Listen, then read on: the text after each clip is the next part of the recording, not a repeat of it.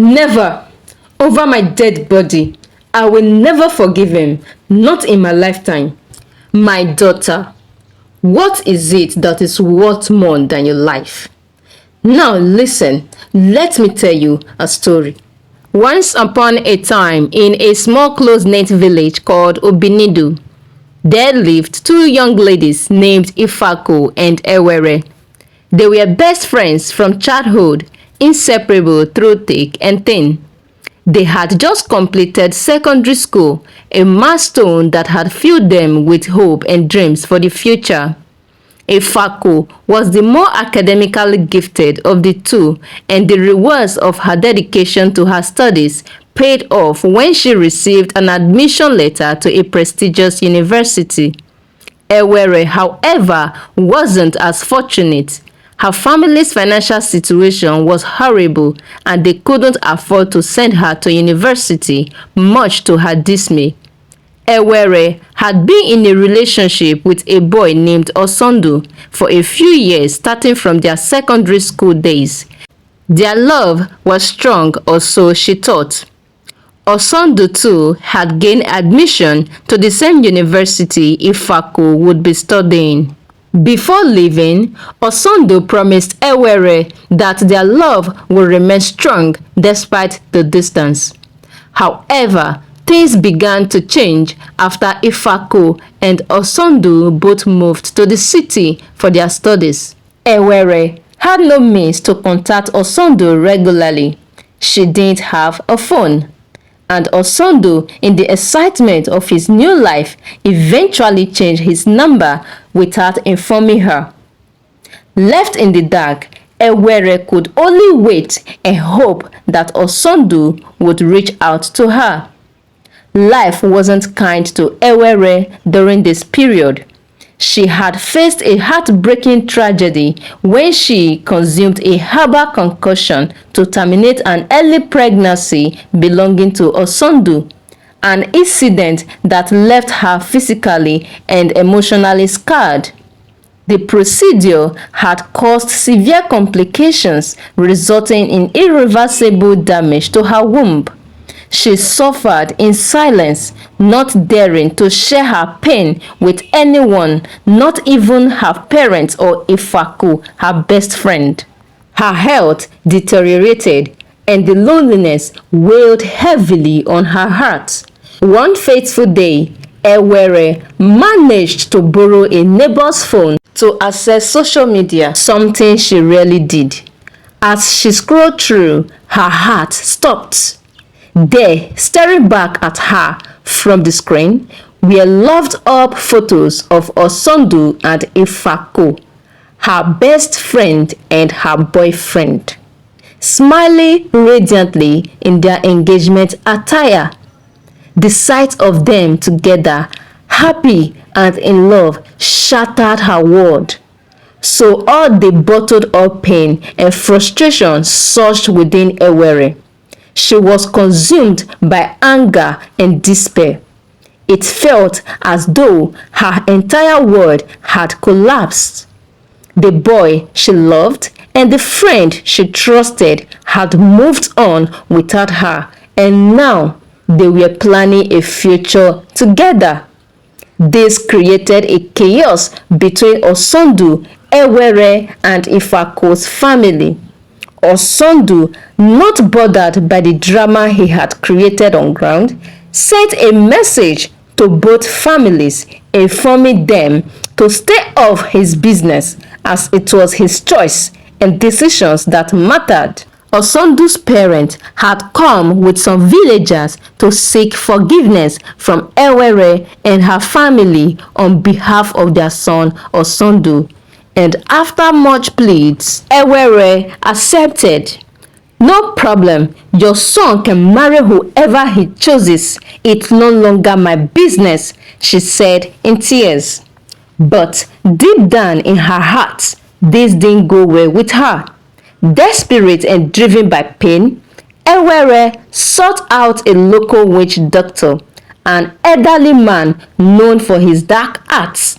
The witch doctor listened as Ewere poured out her sorrows and the depth of her heartache. He then performed a series of incantations promising Ewere that Osondu would return to her, abandoning Ifako.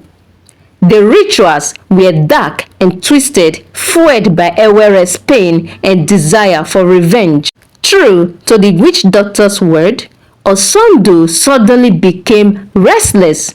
Doubt about his upcoming marriage to Ifako began to plague him. He couldn't explain the change in his heart, but something drew him back to his village, back to Ewere. He broke off the engagement with Ifako, leaving her heartbroken and confused. Nobody, including Ifako, could understand why Osondu, who had been so sure of his love for her, had suddenly changed his mind. In a twist of fate, Osondu returned to Ewere asking for her forgiveness and hand in marriage. Surprised by this sudden change, the villagers whispered among themselves, wondering what had happened. Ewere, though still angry, agreed to marry Osondu, keeping her dark secrets to herself. The wedding took place quietly, with no grand celebration, and Osondu and Ewere settled in a tense and uneasy marriage. Years passed, but the couple was unable to conceive a child. Osondu was devastated, not knowing that Ewere's damaged womb was the reason. Ewere, however, knew the truth. She kept her secret close, using it as a weapon to silently punish Osondu for betraying her with Ifako, her supposedly best friend. The guilt and sorrow of the past hung over their marriage like a dark cloud, but Ewere never uttered a word about what had happened or the role she had played in bringing Osondu back to her. As time went on, the once vibrant love between them faded into cold resentment.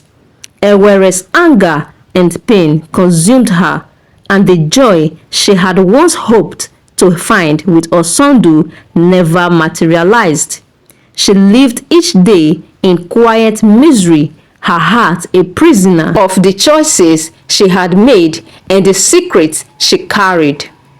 And though Osondu remained by her side, his heart was forever haunted by the strange and inexplicable twist that had led him away from the woman he had once loved, Ifako, and into a marriage devoid of warmth and children. The villagers eventually moved on, the strange event fading into the past, but within the walls of Ewere and Osondu's home, the consequences of pain, betrayal, and dark magic lingered, a haunting reminder that love, once lost and twisted by bitterness, could never truly be reclaimed. Then, one fateful day, all hell let loose when Osondu discovered the pot where Ewere had locked up his senses. This made him scream, which caught Ewere's attention. "What is it, my love? Is everything okay?" Ewere asked innocently. "I demand explanations to this now." Osondu fumed in anger. "Please calm down, okay? The villagers will hear us," Ewere pleaded. "Who cares? Let the world hear us." "So you are this evil, Ewere?" Osondu continued to yell. "No, you are the one who is evil and heartless. If I had kept my cool, would you have accepted me? Would your parents had allowed you marry a woman without a womb?" Ewere yelled back. "You don't have a womb? Are you serious right now? What is this? Where is Ifako? What on earth am I doing here? Can someone help me out of this confusion?" Osondu yelled bitterly in confusion. Of course, I can help you out, Osondu. I can help you out of your confused state. Maybe I should start by telling you how you got me pregnant and got my womb damaged in the process of getting rid of it. What? Wait a minute. You were pregnant for me and you had the guts to get rid of it? Yes, I did. You were nowhere to be found. I was scared and couldn't tell anyone about it. But that isn't worse than the abomination you committed by dating and proposing marriage to my best friend Ifako just few years after you both left for university, leaving me in this god-forsaken village and were languished in pains. So what difference does it make now? What difference does it make? Answer me. A lot, Osondu. A lot. Would you have accepted me? Would your parents have allowed you marry a woman without a womb? At least I'm not the only one who would die childless. She boldly said, you know what? You are the greatest fool of all time. What happened to adoption? What happened to surrogacy? What am I even saying? You are so ignorant. You lost your womb. Yes. Were your ovaries dead too? You have only destroyed your life, not mine. With these words, Osondu left her presence. Few years later, Osondu got married to a young woman who bore him 3 children, Ikenna, Obinna, and Adaeze. Till date, Ewere lived in regret and wished if she could turn back the hands of time. Sad indeed. So, old one, what happened to Ifako? Asked one of the listeners. Ifako. She had always been a smart woman. She later got a job opportunity in the United Kingdom, where she currently lives with her family. Were you expecting nemesis? It doesn't always work like that. Sometimes it's better we let things that happen naturally take natural course. Fighting them are unnecessary. Maybe if I had kept my head straight as a student, I wouldn't have been pregnant in the first place. And if I had kept the pregnancy, maybe my life would have turned out good. So, my dear, learn from my mistakes. Learn to let go and leave vengeance for nature. Not all fights are necessary. Ewere shed tears as she rounded up her story.